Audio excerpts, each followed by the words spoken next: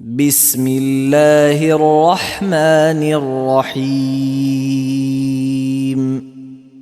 الحمد لله الذي أنزل على عبده الكتاب ولم يجعل له عوجا قيما لينذر بأسا شديدا من لدنه ويبشر المؤمنين الذين يعملون الصالحات أن لهم أجرا حسنا ماكثين فيه أبدا وينذر الذين قالوا اتخذ الله ولدا ما لهم به من علم ولا لآبائهم كبرت كلمة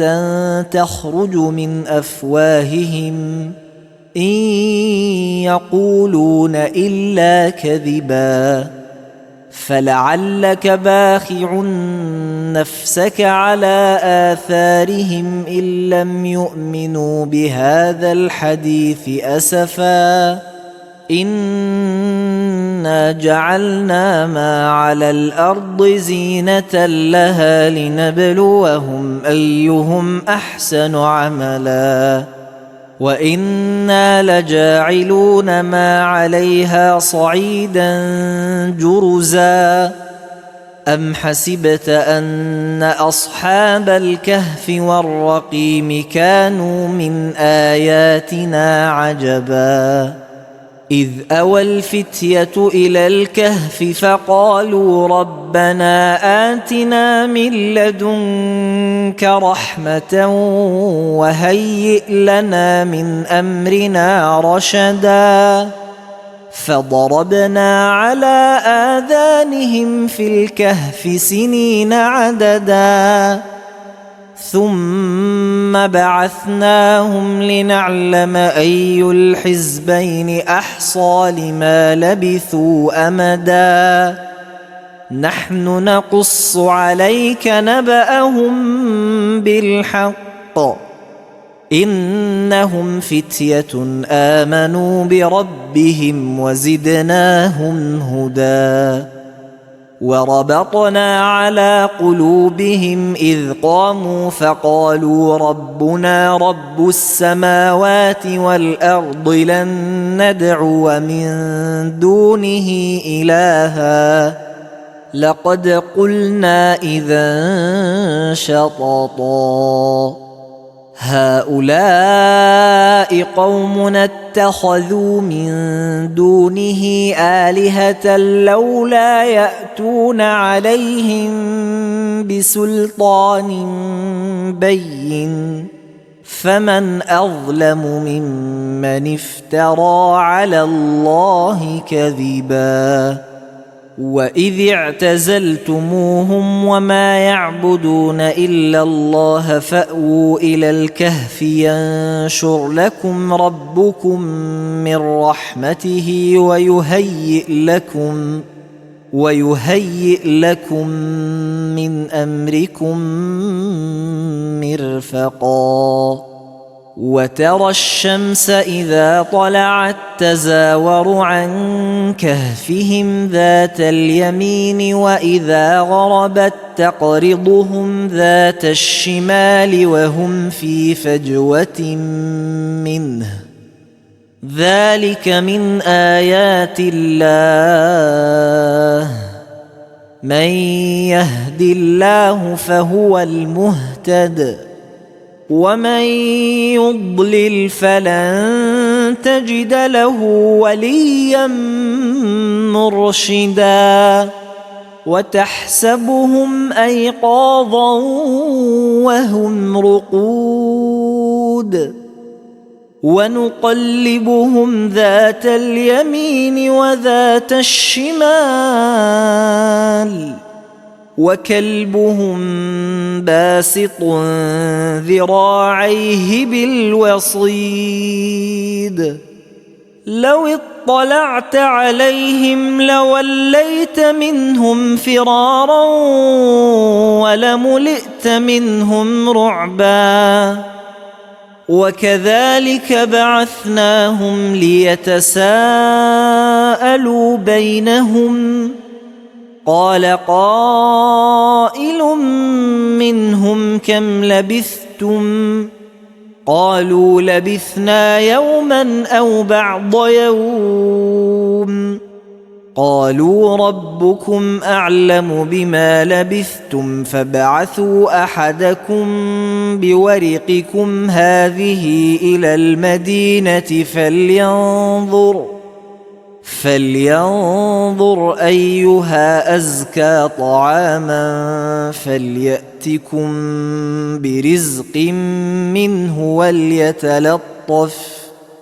وليتلطف ولا يشعرن بكم أحدا إنهم إن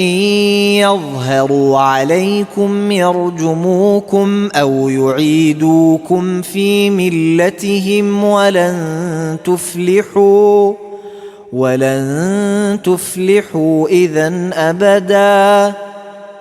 وكذلك أعثرنا عليهم ليعلموا أن وعد الله حق وأن الساعة لا ريب فيها إذ يتنازعون بينهم أمرهم فقالوا ابنوا عليهم بنيانا ربهم أعلم بهم قال الذين غلبوا على أمرهم لنتخذن عليهم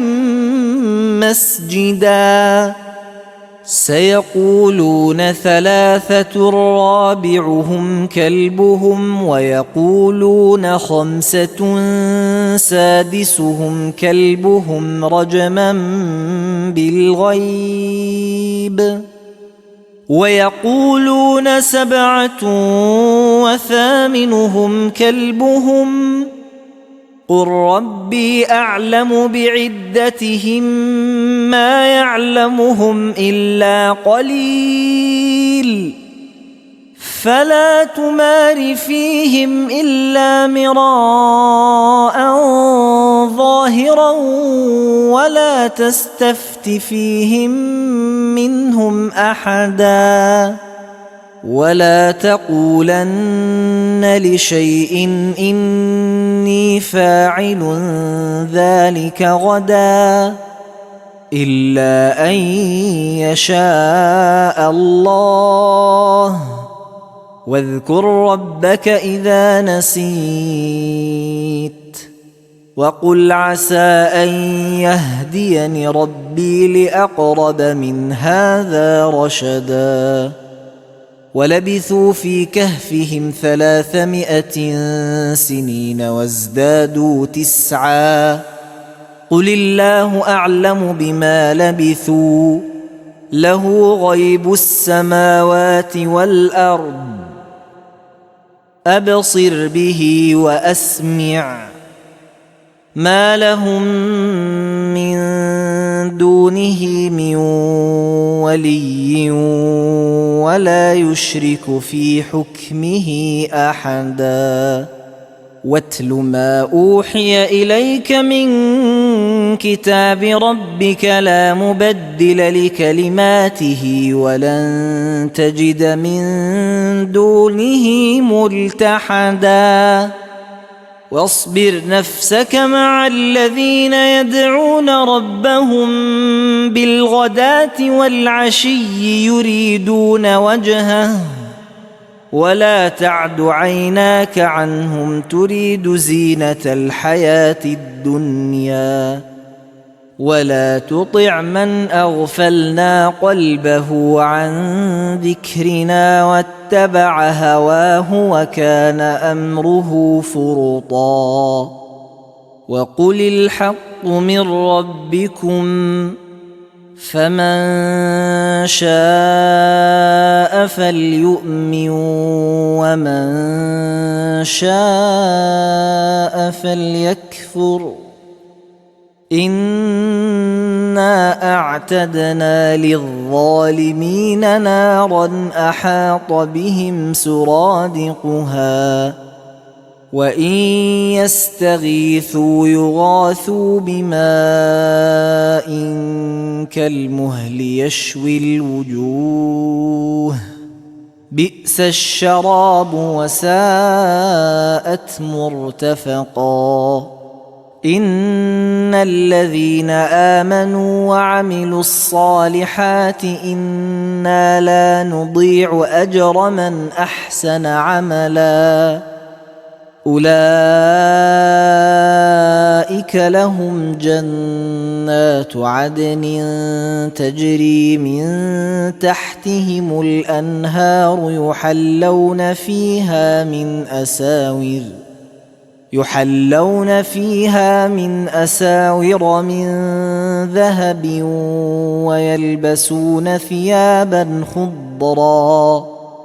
ويلبسون ثيابا خضرا من سندس واستبرق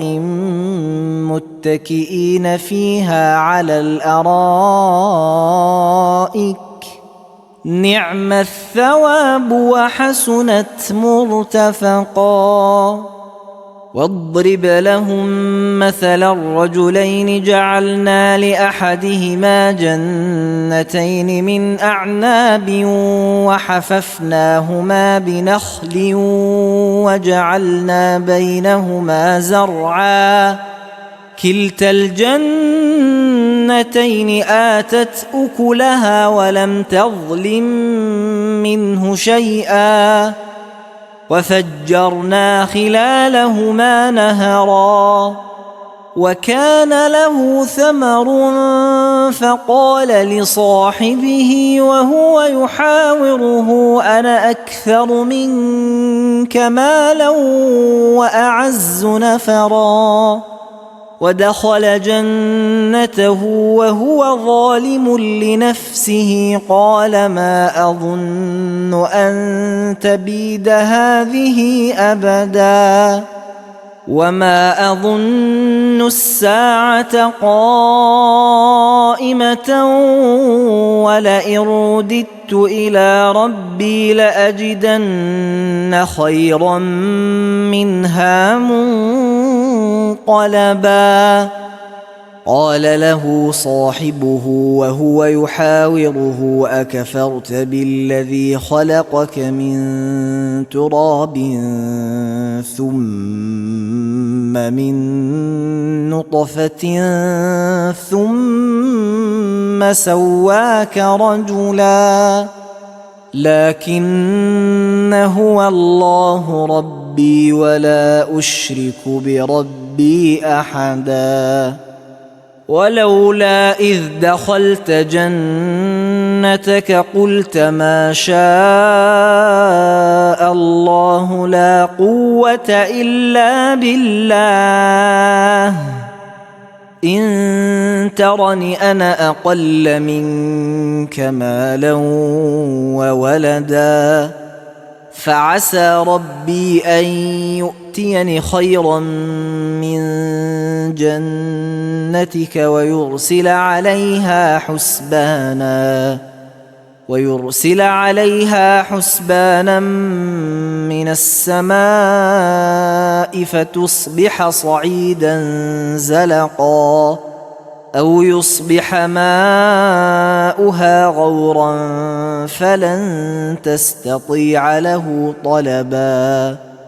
وأحيط بثمره فأصبح يقلب كفيه على ما أنفق فيها وهي خاوية على عروشها ويقول يا ليتني لم أشرك بربي أحدا ولم تكن له فئة ينصرونه من دون الله وما كان منتصرا هنالك الولاية لله الحق هو خير ثوابا وخير عقبا واضرب لهم مثل الحياة الدنيا كماء إن أنزلناه من السماء فاختلط به نبات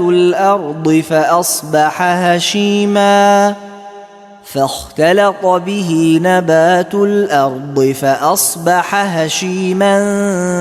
تذروه الرياح وكان الله على كل شيء مقتدرا. المال والبنون زينة الحياة الدنيا والباقيات الصالحات خير عند ربك ثوابا وخير أملا. ويوم نسير الجبال وترى الأرض بارزة وحشرناهم فلم نغادر منهم أحدا وعرضوا على ربك صفا لقد جئتمونا كما خلقناكم أول مرة بل زعمتم أن لن نجعل لكم موعدا. ووضع الكتاب فترى المجرمين مشفقين مما فيه ويقولون يا ويلتنا ما لهذا الكتاب لا يغادر صغيرة ولا كبيرة إلا أحصاها ووجدوا ما عملوا حاضرا ولا يظلم ربك أحدا. وإذ قلنا للملائكة اسجدوا لآدم فسجدوا إلا إبليس كان من الجن ففسق عن أمر ربه أفتتخذونه وذريته أولياء من دوني وهم لكم عدو بئس للظالمين بدلا. ما أشهدتهم خلق السماوات والأرض ولا خلق أنفسهم وما كنت متخذ المضلين عضدا. ويوم يقول نادوا شركائي الذين زعمتم فدعوهم فلم يستجيبوا لهم وجعلنا بينهم موبقا. ورأى المجرمون النار فظنوا أنهم مواقعوها ولم يجدوا عنها مصرفا. ولقد صرفنا في هذا القرآن للناس من كل مثل وكان الإنسان أكثر شيء جدلا. وما منع الناس أن يؤمنوا إذ جاءهم الهدى ويستغفروا ربهم إلا أن تأتيهم سنة الأولين أو يأتيهم العذاب قبلا. وما نرسل المرسلين إلا مبشرين ومنذرين ويجادل الذين كفروا بالباطل ليدحضوا به الحق واتخذوا آياتي وما أنذروا هزوا. ومن أظلم ممن ذكر بآيات ربه فأعرض عنها ونسي ما قدمت يداه إنا جعلنا على قلوبهم أكنة أن يفقهوه وفي آذانهم وقرا وإن تدعهم إلى الهدى فلن يهتدوا إذن أبدا. وربك الغفور ذو الرحمة لو يؤاخذهم بما كسبوا لعجل لهم العذاب بل لهم موعد لن يجدوا من دونه موئلا. وتلك القرى أهلكناهم لما ظلموا وجعلنا لمهلكهم موعدا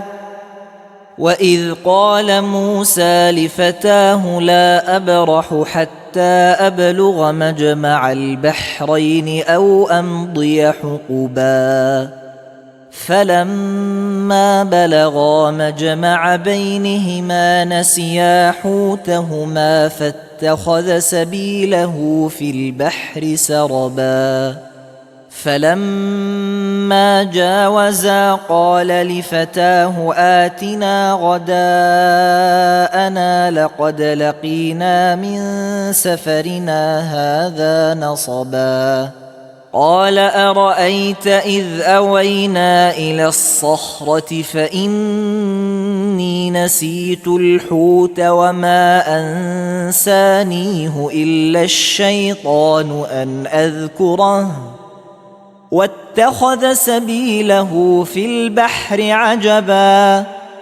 قال ذلك ما كنا نبغ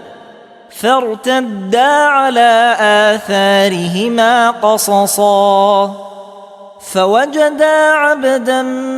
من عبادنا آتيناه رحمة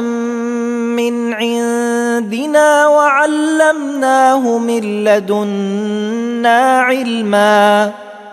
قال له موسى هل أتبعك على أن تعلمني مما علمت رشدا قال إنك لن تستطيع معي صبرا وكيف تصبر على ما لم تحط به خبرا قال ستجدني إن شاء الله صابرا ولا أعصي لك أمرا قال فإن اتبعتني فلا تسألني عن شيء حتى أحدث لك منه ذكرا فانطلقا حتى إذا ركبا في السفينة خرقها قال أخرقتها لتغرق أهلها لقد جئت شيئا إمرا قال ألم أقل إنك لن تستطيع معي صبرا قال لا تؤاخذني بما نسيت ولا ترهقني من أمري عسرا فانطلقا حتى إذا لقيا غلاما فقتله قال أقتلت نفسا زكية بغير نفس لقد جئت شيئا نكرا قال ألم أقل لك إنك لن تستطيع معي صبرا قال إن سألتك عن شيء بعدها فلا تصاحبني قد بلغت من لدني عذرا فانطلقا حتى إذا أتيا أهل قرية استطعما أهلها فأبوا أن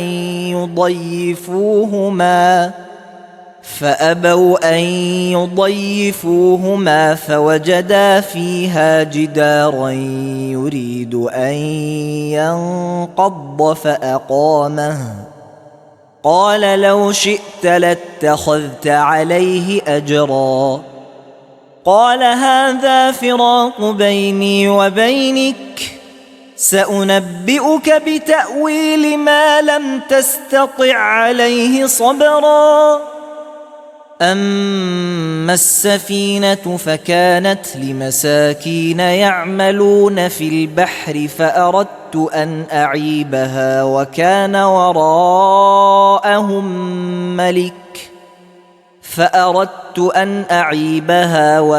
وراءهم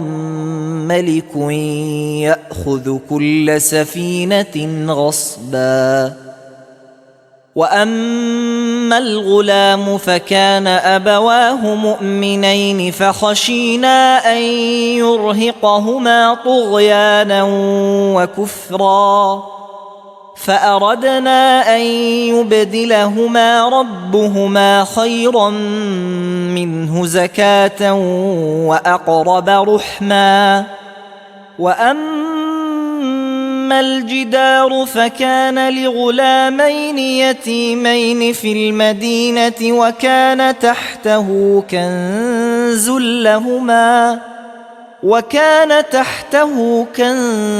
لهما وكان أبوهما صالحا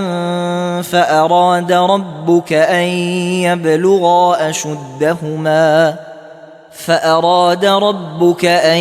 يبلغا أشدهما ويستخرجا كنزهما رحمة من ربك وما فعلته عن أمري ذلك تأويل ما لم تسطع عليه صبرا. ويسألونك عن ذي القرنين قل سأتلو عليكم منه ذكرا. إنا مكنا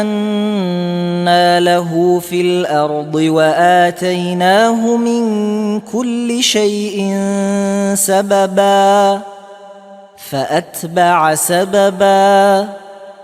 حتى إذا بلغ مغرب الشمس وجدها تغرب في عين حمئة ووجد عندها قوما